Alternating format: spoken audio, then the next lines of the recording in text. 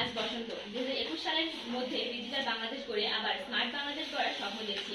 আর এই স্বপ্ন পূরণে বাধা হয়ে দাঁড়াচ্ছে দেশপ্রেমিকের অভাব। তাই বাংলাদেশের উন্নয়নে দুর্নীতি নয়, দেশপ্রেমের অভাবই একমাত্র বাধা। আমি দেশপ্রেমিক শুধু মুখে আমার পড়ে, আসলে প্রেম আমার দেশের কতটুকু জোটে। মাননীয় মডারেটর, সত্যি যদি এই প্রেম থাকতো তাহলে আমাদের দেশ আজ উন্নতির শিখরে পৌঁছে যেত। মাননীয় মডারেটর, আজ আমরা এমন একটি প্রেক্ষাপটে দাঁড়িয়ে বিতর্ক করছি যেখানে বাংলাদেশের উন্নয়ন নিয়ে আলোচনা করতে হচ্ছে। মাননীয় মডারেটর, আমরা স্বদেশ প্রেম বলতে মাতৃভূমি বুঝি, আর মাতৃ মানে তো মা। তাহলে কিভাবে আমরা আমাদের মায়ের সাথে অন্যায় করতে পারি? লক্ষ্য করুন প্রতিপক্ষ, আপনি নিশ্চয়ই দুর্নীতি শব্দের অর্থটা জানেন। এখন আমার প্রশ্ন হলো, দুর্নীতি কে করে? নিশ্চয় আপনি বা আমি, কেননা আপনার আর আমার মধ্যে স্বদেশ প্রেম নেই দেখে আমরা দুর্নীতি করছি। তাই যদি না হতো মাননীয় মডারেটর, তাহলে আমাদের প্রিয় নবী মুহাম্মদ সাল্লাল্লাহু আলাইহি ওয়াসাল্লাম নিজের স্বদেশ বা মাতৃভূমি মক্কা থেকে মদিনায় চলে যাওয়ার সময় চোখের পানি ফেলতেন না, বারবার পেছনে ফিরে দেখতেন না।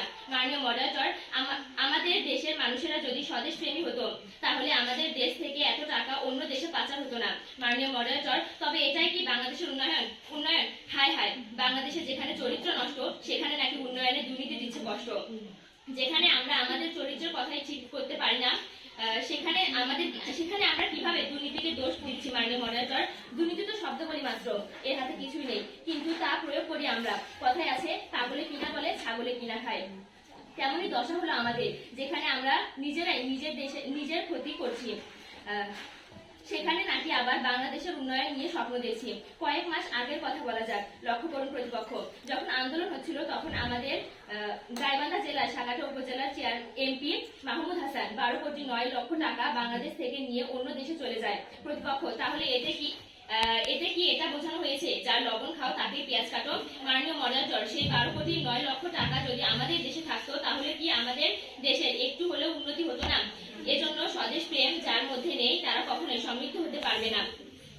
কথায় আছে, যে জাতি যত বেশি উন্নত সে তত বেশি সমৃদ্ধ, আর সেখানেই বলা হচ্ছে বাংলাদেশের কথা।